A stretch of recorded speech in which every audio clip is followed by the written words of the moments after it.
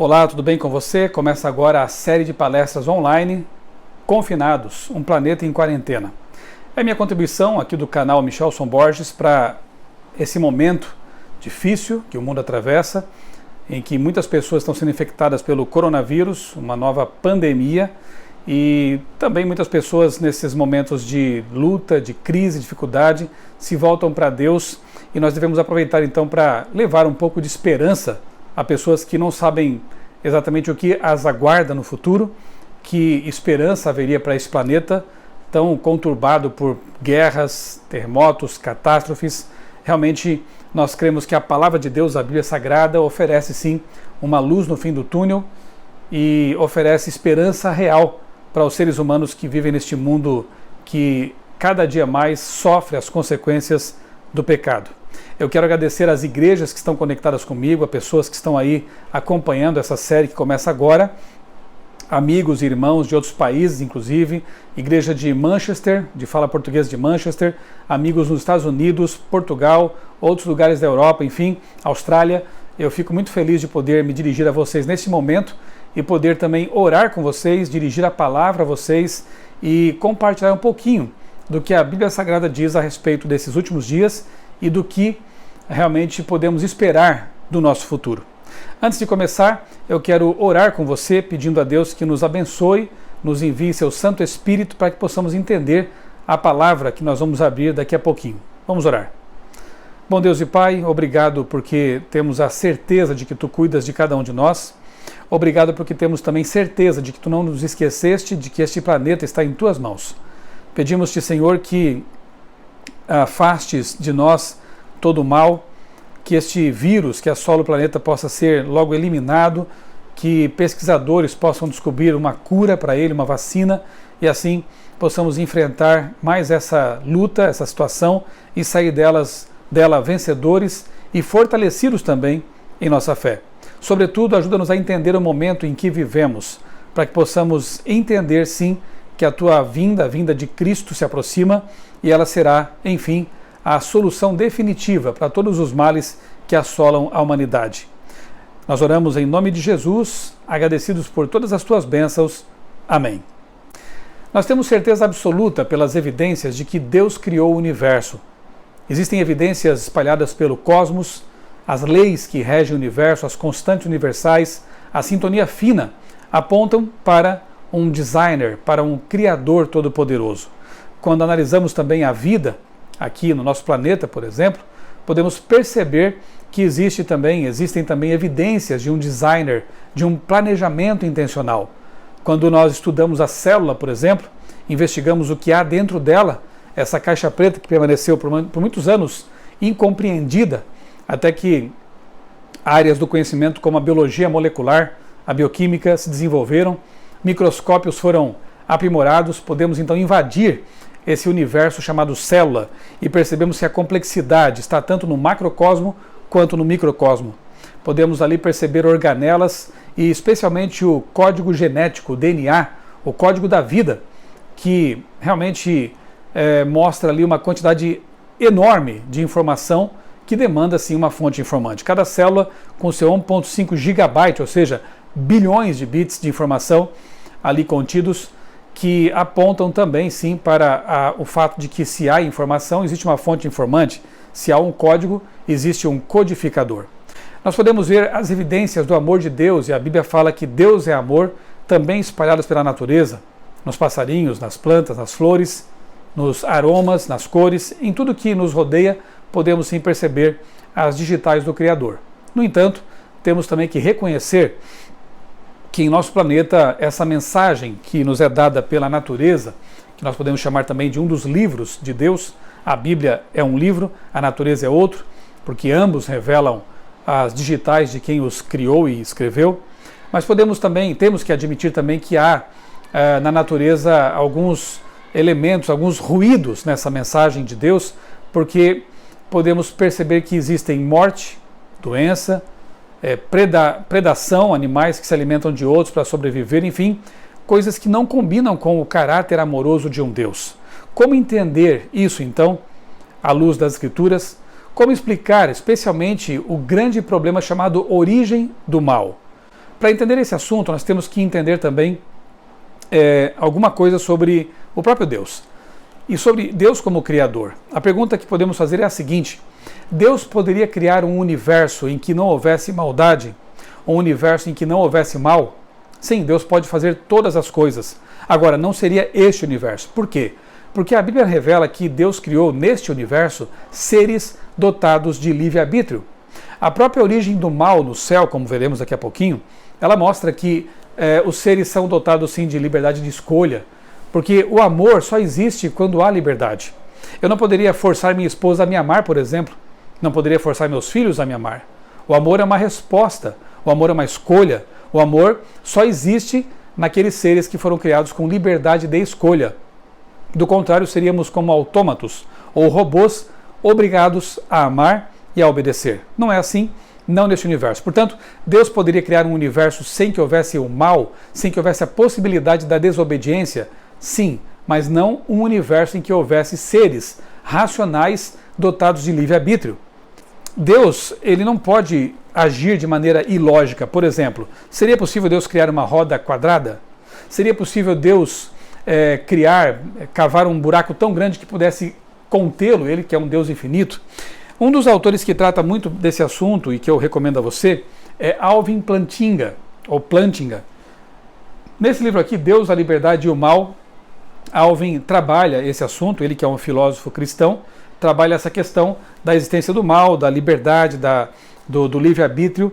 E aqui na página 31, ele diz o seguinte sobre essa questão. A maior parte dos teólogos e dos filósofos teístas que sustentam que Deus é onipotente, não sustenta que ele possa criar quadrados redondos ou fazer que ele simultaneamente exista e não exista.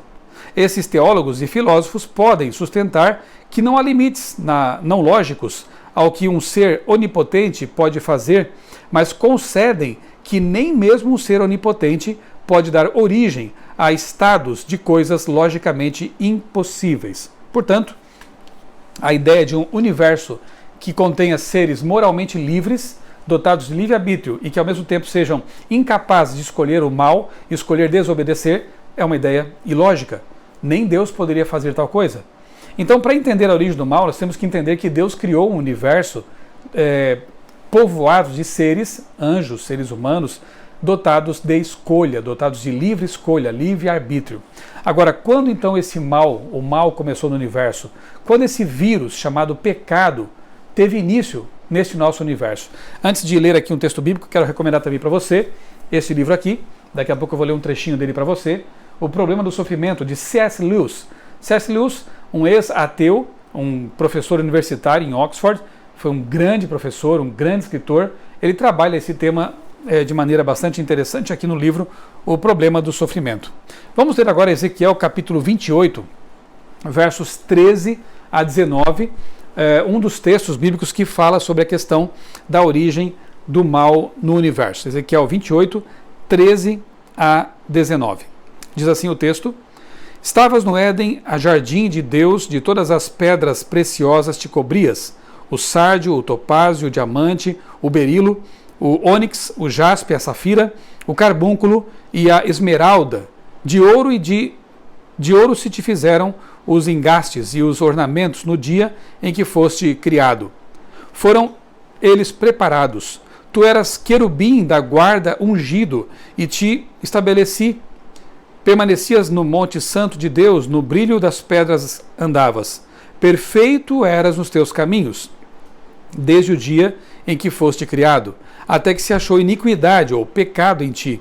Na multiplicação do teu comércio, nas tuas andanças de lá para cá, se encheu o teu interior de violência, e pecaste, pelo que te lançarei profanado fora do monte de Deus, e te farei perecer, ó querubim da guarda, no meio do brilho das pedras.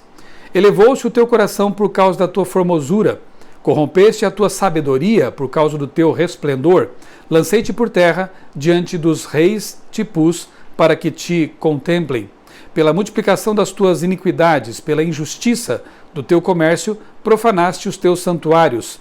Eu, pois, fiz sair do meio de ti um fogo que te consumiu, e te reduzi a cinzas sobre a terra aos olhos de todos os que te contemplam. Todos os que te conhecem entre os povos estão espantados de ti. Vens a ser objeto de espanto e jamais subsistirás.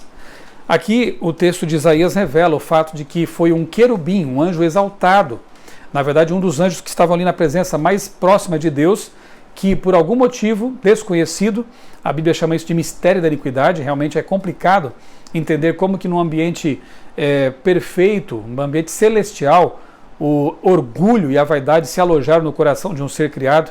Aqui na Terra é quase inevitável isso, porque o mundo que nos rodeia conspira contra a santidade, conspira contra a bondade, e nós precisamos todo o tempo buscar a Deus, buscar comunhão com Deus por meio da leitura da Bíblia, da oração, para que possamos vencer essas tendências, vencer essa maldade que nos rodeia, essas tentações que nos assediam. Agora, no céu realmente é um mistério, mas é apresentado dessa forma aqui na Bíblia. Um querubim se exaltou, se orgulhou de si mesmo, ele se envaideceu com o seu poder, com a sua glória, com a sua beleza. Então, o vírus do pecado começa justamente com o orgulho, com a vaidade. Por isso, Deus ele repudia esse tipo de pecado. Deus ele tem um caráter totalmente oposto a isso. Deus ele é humilde. Deus, na pessoa de Cristo, mostrou para nós o que é a humildade, o que é o auto-sacrifício, o dedicar-se aos outros. Satanás ambicionou, Lúcifer ainda aqui, depois torna-se Satanás, quer dizer o inimigo, Lúcifer ambicionou o poder de Deus, não o seu amor, não o seu desejo de sacrificar-se pelos seres criados. Outro texto bastante claro sobre isso é Isaías, capítulo 14. Se você tiver aí a sua Bíblia, quiser ler comigo, eu quero convidá-lo a fazer isso. Isaías, no capítulo 14, versos 12 a 14. Ele fala também, usando aqui como símbolo, como uma representação, o rei de Tiro, fala também da queda desse querubim conhecido como Lúcifer. Isaías 14, versos 12 a 14. Diz assim o texto inspirado: Como caíste do céu, ó estrela da manhã, filho da alva, como foste lançado por terra, tu que debilitavas as nações. Tu dizias no teu coração, veja aqui onde está a semente do vírus do pecado: eu subirei ao céu, acima das estrelas de Deus, exaltarei o meu trono, e no monte da congregação me assentarei. Nas extremidades do norte, subirei até acima das mais altas nuvens, e serei semelhante ao Altíssimo. Contudo, serás precipitado para o reino dos mortos, no mais profundo do abismo. Serei semelhante ao Altíssimo. Veja que Lúcifer não se contentou com a posição exaltada de querubim, de anjo poderoso. Ele quis ser semelhante ao próprio Deus.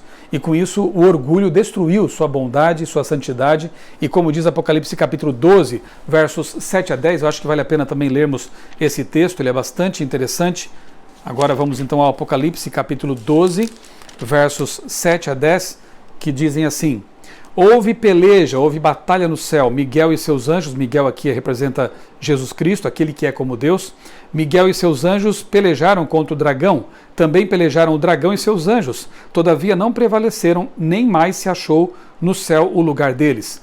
E foi expulso o grande dragão, a antiga serpente, que se chama Diabo e Satanás, o sedutor de todo o mundo. Sim, foi atirado para a terra, e com ele os seus anjos. Então houve grande voz do céu proclamando: agora veio a salvação, o poder, o reino do nosso Deus e a autoridade do seu Cristo, pois foi expulso o acusador de nossos irmãos, o mesmo que os acusa de dia e de noite diante do nosso Deus.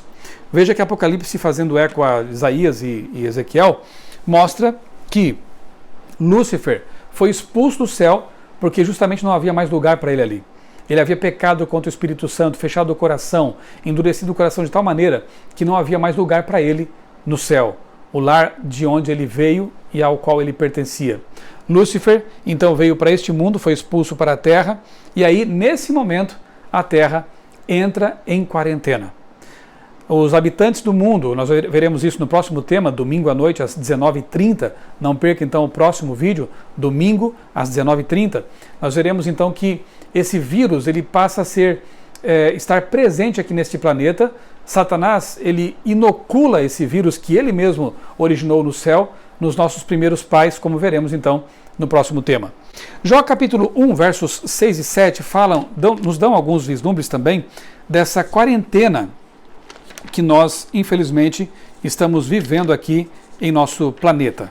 Jó capítulo 1, versos 6 e 7. Se você tem sua Bíblia aí, convido você a abrir no livro de Jó, um livro que fica antes do livro de Salmos, né? Versos 6 e 7, capítulo 1, diz assim: Num dia em que os filhos de Deus vieram apresentar-se perante o Senhor, veio também Satanás entre eles. Então perguntou o Senhor a Satanás: De onde vens? Satanás respondeu ao Senhor e disse: De rodear a terra e passear por ela.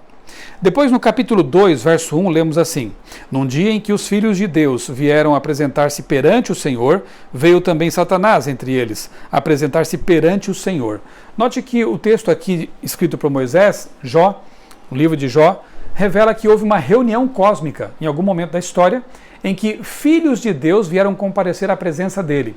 Não eram anjos, porque os anjos sempre estão na presença de Deus, percebe? E Satanás veio da terra, porque ele estava preso aqui então, ele estava aqui na terra, como que um usurpador, aquele que se tornou príncipe deste mundo, como um representante por usurpação do planeta Terra. Ele vem da terra e comparece também a essa reunião cósmica, uma espécie de comissão ou alguma coisa assim. Esse texto nos sugere que existam outros mundos e que não caíram em pecado, porque a terra apenas é que, infelizmente, por nossos primeiros pais, como veremos no próximo tema, acolheu o pecado. A terra tornou-se o filho desgarrado, a ovelha desgarrada do universo. E nós estamos aqui, como diz o apóstolo Paulo em 1 Coríntios capítulo 4, verso 9, como que um espetáculo para o universo. O universo nos observa com espanto e com pena também, desejando logo que essa parte desgarrada da família cósmica possa um dia fazer parte novamente da família universal. Aliás, nós lemos isso em Efésios capítulo 3, verso 5, que toda a família no céu e na terra louvam o nome de Deus. Que família é essa? Dos anjos, dos seres não caídos. A Bíblia nos mostra que existe realmente um universo que nos aguarda com desejo, com oração, com esse forte desejo de que logo essa mazela, essa quarentena da terra, ela possa cessar. Agora, quando essa quarentena terá fim? Quando esse vírus do pecado será definitivamente eliminado do nosso planeta, para que possamos novamente fazer parte da família celestial? Isso a gente encontra em João capítulo 14, versos 1 a 3, por exemplo. Você deve conhecer o texto, é uma das promessas mais bonitas que Jesus fez em toda a Bíblia. Ele diz assim na noite de despedida de seus discípulos, na ceia final, na Santa Ceia, como alguns a chamam: Não se turbe o vosso coração, credes em Deus, crede também em mim. Na casa de meu pai há muitas moradas. Se não fosse assim, eu teria dito: eu vou preparar um lugar para vocês, e assim que eu for e preparar, voltarei e os receberei para mim mesmo, para que onde eu estou, vocês também estejam. E lá em Apocalipse capítulo 1, verso 7, está escrito: Eis que vem com as nuvens dos céus, e todo olho verá. Quando Jesus voltar, a nossa condição de quarentena terá fim. Quando Jesus voltar, nós seremos reintegrados à família celestial, tanto os filhos de Deus, desses mundos não caídos, quanto a família dos anjos também, aqueles que estão ali sempre perto de Deus. Você conhecerá seu anjo da guarda, você terá seus sonhos realizados, você terá de volta queridos que partiram por causa da morte, porque foram infectados com esse vírus do pecado e se tornaram mortais, como eu sou, como você é, como todo ser humano, infelizmente, neste mundo é também. Nós precisamos que é imortal para nos trazer de volta à vida quando morrermos. Sabe, o meu sonho é conhecer o meu irmão lá no céu. Depois de conhecer Jesus, eu quero conhecer o meu irmãozinho chamado Marcelo. Minha mãe, antes de me ter, ela engravidou e teve um bebezinho chamado Marcelo. Ele teve complicações no parto e com 4 meses de idade, nunca foi para casa, ele ficou internado ali até esse tempo, com 4 meses de idade ele veio a falecer, infelizmente. Esse fato traumático, com certeza, quebrou o coração dos meus pais.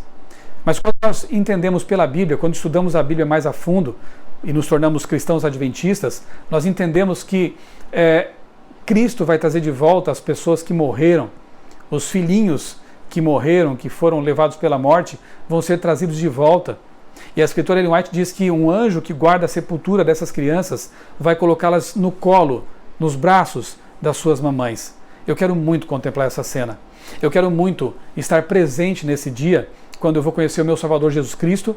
Vou agradecer porque Ele vai libertar o meu corpo, a minha mente, o meu ser desse vírus maldito chamado pecado, e eu vou conhecer o meu irmão, vou conhecer pessoas maravilhosas e estaremos para sempre num lar onde não mais haverá morte, dor, clamor, nem doenças. Vamos nos preparar para esse grande dia. O fim da nossa quarentena se aproxima. Em breve, este planeta confinado será libertado por Jesus Cristo. Vamos orar? Bom Deus, obrigado pela promessa da Tua vinda. Obrigado porque mesmo sabendo que existe um mal no universo que começou no coração de um ser livre que escolheu mal o seu caminho, Tu providenciaste um plano de redenção. Tu providenciaste um antídoto para esse vírus chamado pecado. Nós queremos, Senhor, receber esse remédio. Nós queremos, Senhor, nos preparar para aquele dia em que voltaremos a ser uma só família universal. Voltaremos a ser um povo, juntamente com os anjos, com os seres não caídos, pertenceremos a uma só família e estaremos bem pertinho de Ti, Senhor. Obrigado pela promessa de que um dia teremos de volta os nossos queridos que morreram na fé, morreram em Ti, morreram crendo nessa esperança. Obrigado, Senhor, por tantas promessas maravilhosas. Ajuda-nos a passar por essa fase de confinamento. Ajuda-nos a passar por essa fase de quarentena neste mundo de pecado. Que sejamos vitoriosos e que sejamos finalmente redimidos, salvos para sempre pelo sangue de Jesus. É em nome dele que nós pedimos e agradecemos. Amém. Quero então reforçar o convite para você. Nós vamos prosseguir aqui com várias noites aqui, pelo menos mais 4 ou 5 noites. E amanhã à noite, domingo, nós teremos o segundo tema dessa série, Confinados. Que Deus te abençoe, que Deus esteja aí com você, com sua família, dando-lhe muita paz e esperança no coração. Um abraço.